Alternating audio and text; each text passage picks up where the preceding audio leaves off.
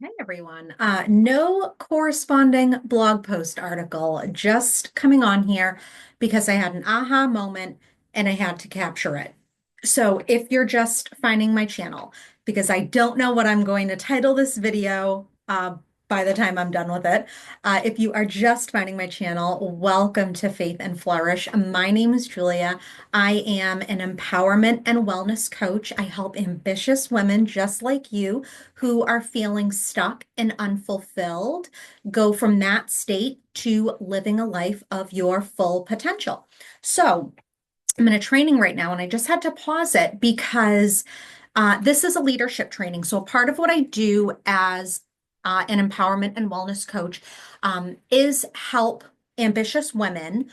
One of the areas that people come to me with are goals around career development. And I even have a client right now that I'm working with that is feeling really stuck where she is. And she has demonstrated an incredible amount of loyalty to her organization, and she's not being rewarded for it. And she's evaluating. Whether or not she wants to try to leave her organization. So we're working on that. And I've worked as an academic and career advisor for the past 7 years with adult student learners. And so I bring a great deal of expertise around career development. And I'm earning my doctorate in educational leadership. And so I've taken a number of classes on leadership. And so I'm very equipped to help people identify what leadership skills they already have, as well as what are the gaps in their leadership skills and how do we work to bridge those gaps. But this training that I'm on, that I just had to pause and hop on here because I think this is really important. So, the strongest leader is the person who walks into any given situation and holds certainty within themselves. So, I think of someone like myself who has a professional background in retail management. I was a Sephora store manager for 3 years. I managed a makeup counter in a department store for 2 years.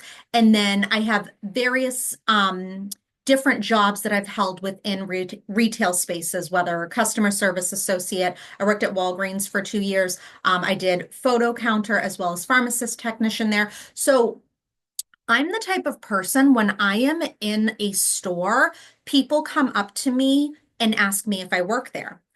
Why? Because I'm not at work. I have since moved on from working in retail. I am an academic and career advisor, as my 9 to 5 and my 5 to 9. I am an empowerment and wellness coach to ambitious women. So when I'm in a store, how is it that I still look like I work there? Because I hold a great deal of certainty within myself that I can help customers as a store manager, I can run the business of a store. But as somebody who has worked on the floor, I'm also very comfortable on the floor. My husband asks me all the time when we're shopping to figure out what a particular item is and how much it costs. Because when he looks at those SKUs that are on the shelves, none of that means anything to him.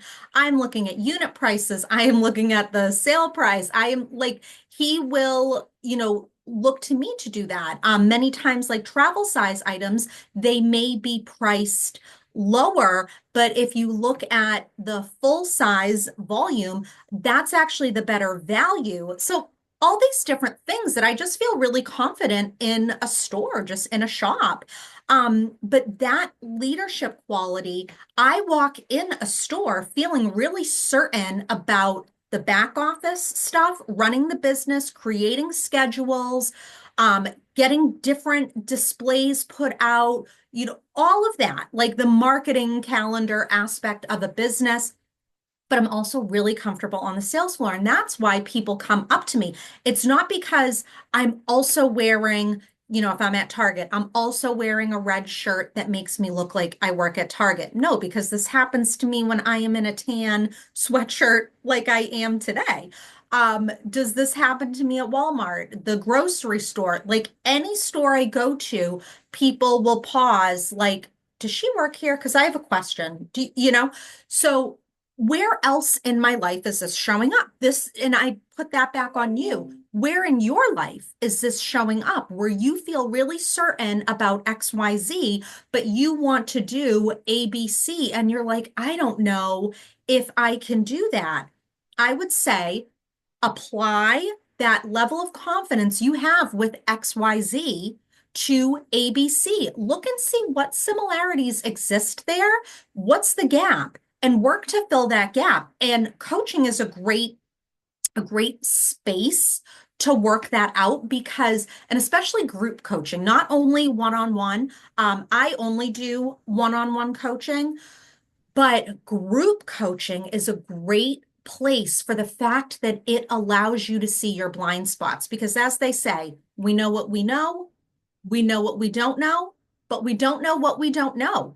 And that third part, that's where group coaching is amazing. In the one-to-one space, we're gonna work as well as we can. But if you're someone who's beyond that and you need to know what you don't know, that's where group coaching is going to be amazing. So, nonetheless, if you have certain results, and I always like to include some DIY aspect, but share real time and space with me because it costs no money to meet with me and have a discovery call.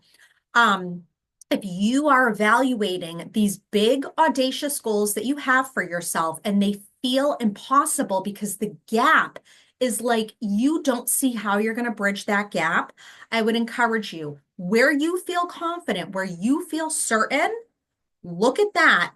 Does any of that apply to that big, audacious goal that you have?